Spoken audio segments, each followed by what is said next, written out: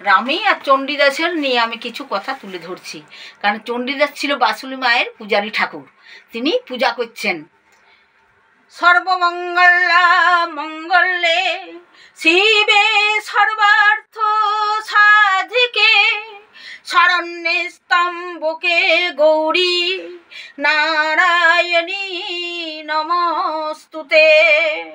সৃষ্টি স্থিতি বিনাশানং শক্তিভূতে সনাতনী গুণাশ্রয়ের গুণময়ী নারায়ণী নমস্তুতে।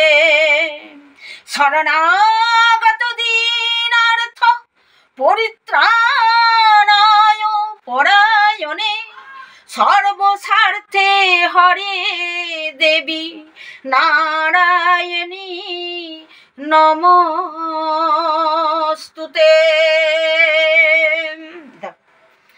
তখন চণ্ডীদাস ডাকছে রামীকে, রামী পুজোর প্রসাদ নাও, দাও।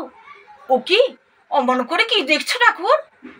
তোমারে আমি হেরি গো সজনী, তোমারে তোমারে আমি হেরি গো সজনী, তোমারে বিধি তোমায় করেছে ইন্দু, আর চাকর করিল আমারে। বিধি তোমায় করেছে ইন্দু, আর চাকর করিল আমারে।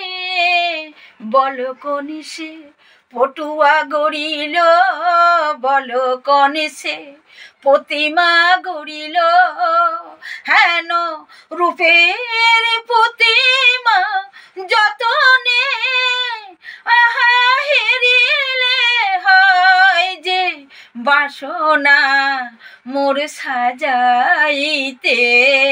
প্রেম রতনে আমি আপনা হারায়ে ভাসিনু, ওই রূপ তটিনীর জোয়ারে। আমি আপনা হারায়ে ভাসিনু, ওই রূপ তটিনীর জোয়ারে।